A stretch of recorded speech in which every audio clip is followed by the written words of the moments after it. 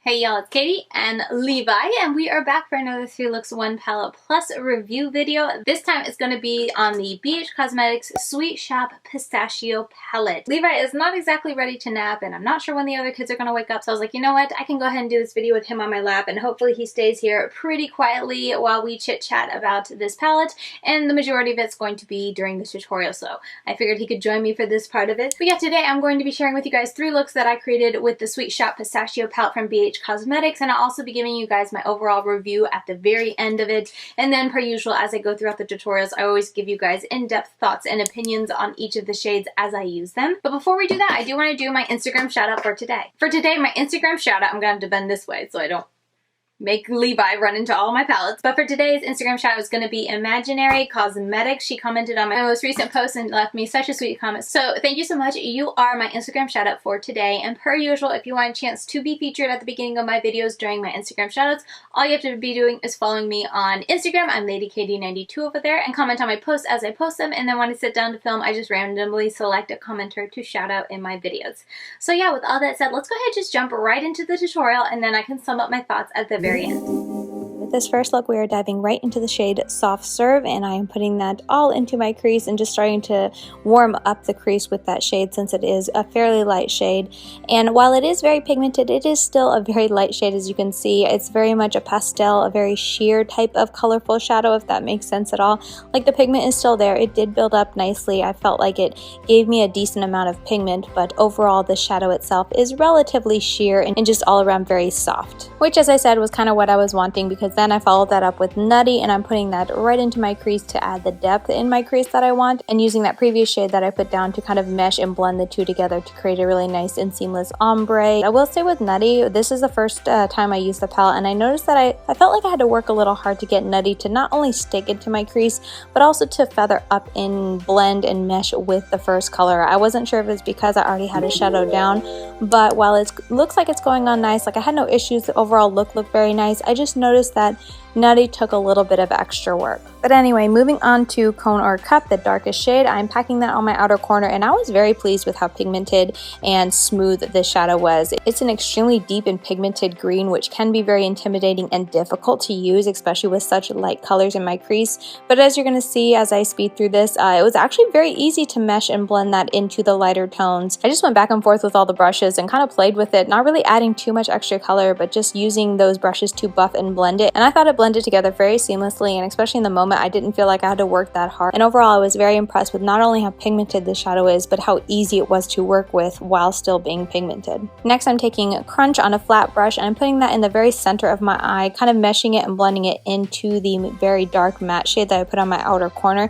This shade is absolutely beautiful, very easy to work with. It's a very smooth, buttery shadow, nicely pigmented, and I had absolutely no issues placing this onto my lid. It was very, very easy, and I ended up bringing it a little bit closer to my inner corner of my eye than I had initially thought, so you're going to see it come just a little bit closer. But overall, this is such a gorgeous shade. I absolutely love this very deep but still bright and shimmery and beautiful and reflective shadow, and the quality of it is just outstanding. I thought it was very nice. So that's why I took Sweet Life, and I tried to apply that on the inner half, and you're going to see me have to go and grab a brush to wet it, just because it wasn't really wanting to stick. It's a very flaky type of shadow, and it's also very translucent, which is one of the reasons why I went ahead and brought that first shimmer shade a little bit farther in, and then I just used Sweet Life to kind of blade over into it, and that way Sweet Life had a color underneath it to really make it shine, because as I said, this is very translucent. Wetting it definitely helped keep the shadow together and go onto my eyelid more. It would also have probably worked really nicely to put a glitter glue down, but besides that, it's a beautiful color. For my lower lash line, I'm just going into Cone or Cup, and I am smudging that right along my lower lash line, as you can see. And as you can see, it takes absolutely no work to get it to stick to my lower lash line. It showed up very nicely. It was very intense, very pigmented, and took very little product. Again, very impressed with the shadow. And to help blend that out and buff it out and diffuse it so it wasn't so intense on my lower lash line, I took Nutty and just buffed it right underneath that deep dark green, and it worked really nicely to kind of diffuse it out. And then as a final step, I went ahead and took a little bit more of Soft Serve and just went went around the whole area of my eyelid and really diffused it out and made sure everything looked nice and soft. And yeah, that's pretty much the look. For my inner corner, I decided to take Dessert and pack that on the inner corner there. As you can see, it's very shimmery, very reflective, very icy of a color, which goes along perfectly with this look and the palette in general. This shadow I know is having a lot more pigment than Sweet Life did, so I was very happy to see that. And it looks to be, with this first look, that Sweet Life is just the one translucent kind of topper shade, and the other ones at least have some pigment to them. But yeah, that's going to do it for this first look. That is how it turned out. I was really happy with the final look. I thought it looked absolutely gorgeous. I did notice, since I didn't use a glitter glue, I felt like there was a bit of breakdown and just wear down with my crease, the shimmers in my crease, and overall just fading a bit. So something to take note with the longevity. But do keep in mind that I wear my eye looks for a very long time, from about 6 in the morning to at least 7 at night.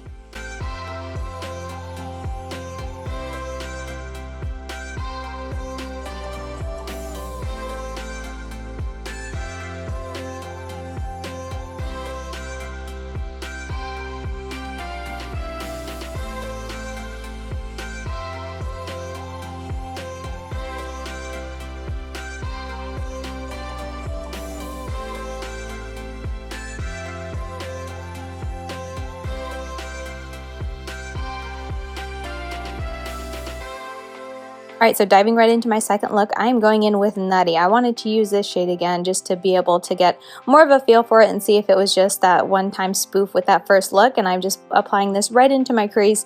And as I think you can see as I'm working with it, it is pigmented and it does blend out, but it took longer than I feel like it should to blend it out seamlessly. There was a couple times, especially in the beginning as I was laying it down and starting to buff the color out, that it was kind of sticking in places, kind of catching in weird areas. So it's something definitely to note. I feel like this shade, while it does work, it's not a dud. I would say it's not like a total dud in this palette. It's definitely just a finicky shadow that I think you should keep in mind. Once that's all blended out though, I go into Cone or Cup and I'm packing that on my outer corner once again. And once again, absolutely no issues with this. This shadow is so pretty, so beautiful, and just a perfect addition to this palette. You guys know I love to really smoke out and deepen out my outer corners, and this palette, this color specifically, gives it to me every time. I really do like it. And then for my lid, I'm going to go on with Soft Serve and put that on the inner third. I'm going for an all matte look today, and I'm just packing that on the, as I said, the inner third of my eye, and really focusing on packing it on and then kind of blending it up into my crease, and taking guilty pleasure and packing that on the very center of my lid. So I'm trying to create an ombre from the lightest matte green all the way to the deepest matte green. I went for an all matte look this day. You guys know I love doing those, and overall I felt like the effort that I took to blend all of these mattes together was very minimal. I thought they blended together very easily. It was very seamless and effortless. I didn't notice any kind of weird patching with putting so many mattes on the lid and trying to blend them all out, and overall I was very happy with how easily these mattes all work together. Even those very light ones, how I had said in the beginning, Soft Serve, seemed a little translucent. It works really nicely on the lid, packing it on and doing it in a look like this. But anyway, moving to my lower lid, I'm just taking, once again, Cone or Cup and smoking that on my lower lash line. I love this shadow too much not to use it in like every look. But anyway, once that's down, I am going to go into Nutty and just use that to kind of buff and diffuse that really dark green a little bit, just to make sure it's all nice and seamless and diffused. And then for my inner corner, I decided to take Sweet Life and use that as my inner corner highlight, and I was a lot happier using it here because it's such a translucent shadow. While I still felt like it was a little flaky and I had to be careful with that, it looks so much better as an inner corner highlight because it really does just highlight and brighten my inner corner, and it's not such a big issue for it to be so transparent. So definitely my preference when it comes to this shadow and how I like to use it, inner corner highlight was the way to go for me. But yeah, after that I just finished up my makeup, and that is the look. I love an all matte eye look. I kind of regret not putting a little bit of glitter liner in the crease because I think that would have looked really cool, but I was in a hurry this day, so I just went for all matte and just did it very diffused and not too much of like a clear, crisp line in the cut crease. So I decided to just leave the glitter, but overall this look was definitely the easiest to get. It's all matte, so that does make it a little bit easier, but it was just so quick, so effortless, and so easy. Very impressed when I used all the mattes in this look.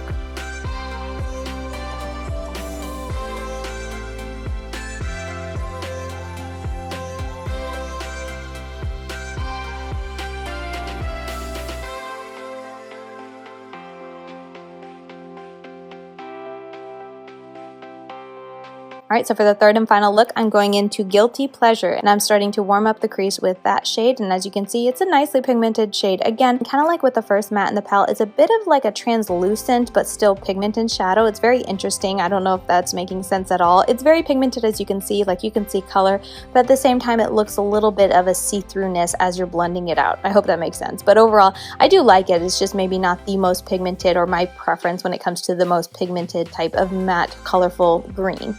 And to try to change it up a little bit with this third look, I decided to take that Contour Cup, the deepest shade, and put that into my crease. I feel like, you know, with the previous two looks, I've just been sticking on the outer corner, so I wanted to do something different. So I'm sticking it very precisely into my crease and just blending that out and kind of meshing it with that previous shade. So I'm just going back and forth here a little bit until I like how it looks. Next, I'm going to take Crunch and I'm putting that on the outer and inner half of it, leaving the middle of my eyelid totally blank. I'm making a halo eye here. Once again, you guys have already heard, this shadow is absolutely beautiful, very easy to work with. I am using a glitter glue underneath this look just to help with the wear time a little bit. And then once that's all down, I am taking Treat and I am applying that right onto the center, just meshing it in with the other shimmers on either side. This shade, as you can see, is nicely pigmented. I like how it performs. It's not too translucent, it's not too chunky or shimmery or flaky. It performs just like Dessert and Crunch did, so I was very happy with that shade and I think it looks really pretty. And then once that was down, just because I wanted a little added something, a little added sparkle on my lid, I did go ahead and take just a little bit of Sweet Life on my finger and I tapped that over the center of my lid.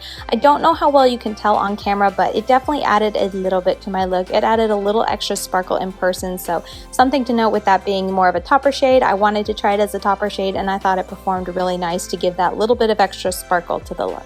Then to finish out the lower lash line, I am taking that Contour Cup and I'm putting that on the outer and inner half of my lower lash line. I decided to try kind of a spotlight effect on my lower lash line as well. And so once that was down, I went ahead and took Treat again and put that on the center and just kind of meshed it into the two. And I thought, well, it's a very little area to work with and I don't know how well you'll be able to see. I thought both performed really nicely for this and they meshed into each other really well.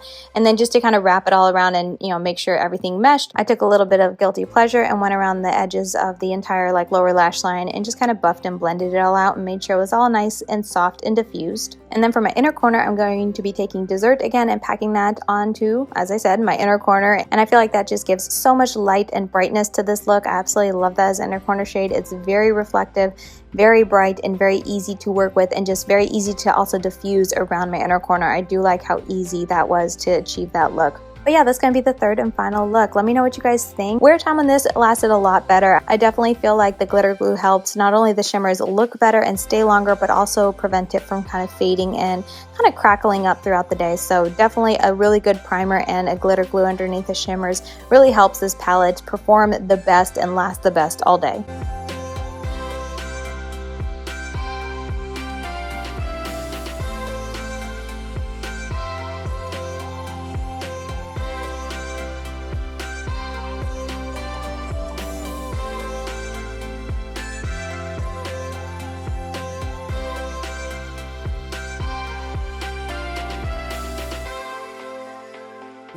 So those are the 3 looks that I created. Let me know your thoughts and let me know, per usual, which one was your favorite. I always like to hear which ones you guys enjoyed the most. And for me, I think it was the all matte look. I really liked how that look turned out. But anyway, overall, as I said during the tutorial, I feel like overall this palette is a hit. These 2 lighter shades up here are definitely very light. They're very pastelish, but you can build them up to some extent. I don't know how well they would show up and how well they would pop. The colors would pop on deeper skin tones, but for a lighter skin tone, for around my skin tone, you can build them up and they do show up to some extent. They're just still very light. And then when we're talking about overall the colors and how they perform for me and my preferences, I feel like the only kind of dud, and I say dud very loosely, but the only 2 shades I just wasn't the craziest about were, let's see if I can hold this up one-handed, Sweet Life, which is the top shimmer here, and the only reason being that while it's beautiful as an inner corner, it's definitely sheer, as I said, and I just would prefer a little more pigment. There was also a lot of fallout, but it gives a beautiful sparkle on the lid. I cannot deny that. And then the other shade would have to be Nutty, which was the shade down here, just because I feel like every time I used it, I just struggled a little bit. It was nothing significant. Thankfully, I was able to work it through really easily. It took a little longer for me to build up on top of another shade, and even when I used it alone, it kind of wanted to stick in places, and it took me longer to work that out and kind of smooth it out, as you guys saw. So, you know, Nutty was just a little tricky, but it wasn't impossible. It wasn't, you know, a total dud. It still worked. So with that in mind, overall, I feel like the palette as a whole is a great palette. You know, there's little nuances within the shadows, but I feel like you should expect that with almost every palette to at least have one or two. So overall, I was really happy with the performance of them, getting them on my eyes. Longevity is where I feel like I do need to warn you. For me personally, I forget all the primers I use, but I do know I used my like best primer, my Lorac Behind the Scenes, and then my Makeup Revolution concealer, and that usually is a great combo to keep my eyeshadow looks going all day long with no issues. But for this look, I did notice that the mattes faded just a touch, and it was mainly in the areas where I have the most hooded eyes, and where, since I have oily eyes and I have hooded eyes,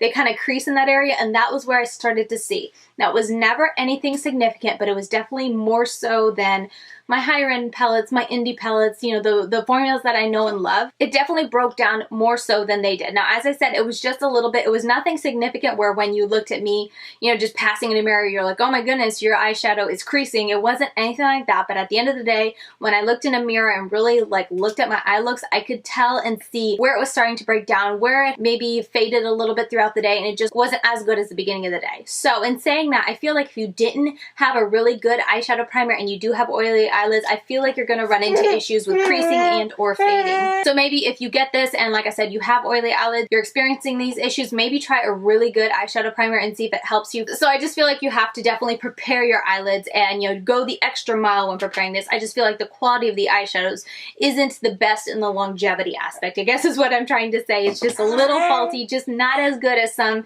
really good indie eyeshadow formulas that I've tried. But that aside, it's a really good palette. If you've never experienced issues with fading or creasing, you might not even notice, but for me, I can, and so I take note and I like to mention it to you guys. But yeah, that is honestly all that I wanted to mention. Overall, I feel like this is a really nice palette. It definitely brings up pop when we're talking about the monochromatic colors. Like, this is just a really nice, solid pop of green to your collection, so I feel like it definitely has its place. Little man was not a fan on the floor, but anyway, everything about it is very cute. I really liked it. It's been a while since I've tried BH Cosmetics, and the last time that I tried them, I think it was like their Cool Tone. Oh yeah, it's this palette right here. Hang on.